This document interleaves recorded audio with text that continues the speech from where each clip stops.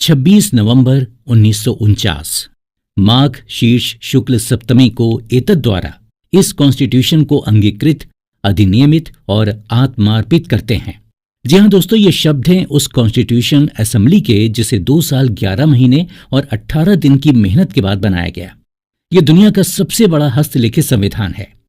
ये सिर्फ एक किताब नहीं है, बल्कि भारत की आत्मा है। मतलब भारत में संविधान से बड़ा कोई नहीं है। और इसी संविधान ने हमें कुछ फंडामेंटल राइट्स दिए हैं जो हमें ये हर पल एहसास दिलाते हैं कि हम एक लोकतांत्रिक देश में रहते हैं। दोस्तों, अपनी इस सीरीज में हम इसी फंडामेंटल राइट की बात करेंगे और जानेंगे कि भारत के संविधान ने अपने नागरिकों को कौन कौन से मौलिक अधिकार दिए हैं। फंडामेंटल राइट्स वो राइट्स हैं जो व्यक्ति के जीवन के लिए मौलिक होने के चलते कॉन्स्टिट्यूशन ने प्रदान किए हैं। नाम से ही स्पष्ट है कि फंडामेंटल राइट बेहद इंपॉर्टेंट है और इसीलिए इन्हें कॉन्स्टिट्यूशन में सूचीबद्ध किया गया है। इसके अलावा इनकी सुरक्षा के लिए विशेष प्रावधान किए गए हैं। फंडामेंटल राइट इतने इंपॉर्टेंट हैं कि कॉन्स्टिट्यूशन खुद ही यह सुनिश्चित करता है कि सरकार भी इन राइट्स का उल्लंघन ना कर सके।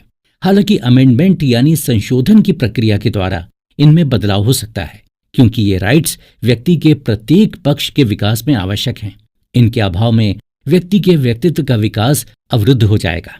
ऐसे में इन अधिकारों का वायलेशन नहीं किया जा सकता, जबकि प्रक्रिया के दौरान आर्टिकल 352 के जरिए जीवन एवं व्यक्तिगत स्वतंत्रता के राइट को छोड़कर अन्य फंडामेंटल राइट्स को स्थगित किया जा सकता है। फंडामेंटल राइट्स को यूनाइटेड स्टेट्स ऑफ अमेरिका के कॉन्स्टिट्यूशन से लिया गया है।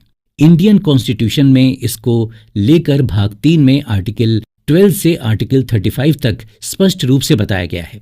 वैसे तो मूल कॉन्स्टिट्यूशन में 7 फंडामेंटल राइट्स थे, लेकिन 44th कॉन्स्टिट्यूशनल अमेंडमेंट के द्वारा प्रॉपर्टी के राइट को फंडामेंटल राइट की सूची से हटाकर आर्टिकल 300A के अंतर्गत कानूनी राइट के रूप में रखा गया है।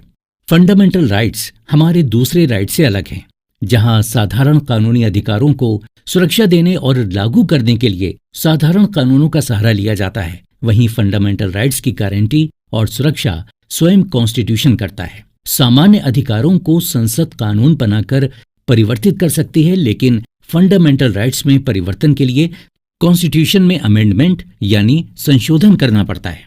इसके अलावा गवर्नमेंट का कोई भी अंग फंडामेंटल राइट्स के अगेंस्ट काम नहीं कर सकता। तो दोस्तों, इस एपिसोड में बस इतना ही। आगे के एपिसोड्स में हम राष्ट्र निर्माण में इंपॉर्टेंट भूमिका निभाने वाले कुछ फंडामेंटल राइट्स के बारे में जानेंगे।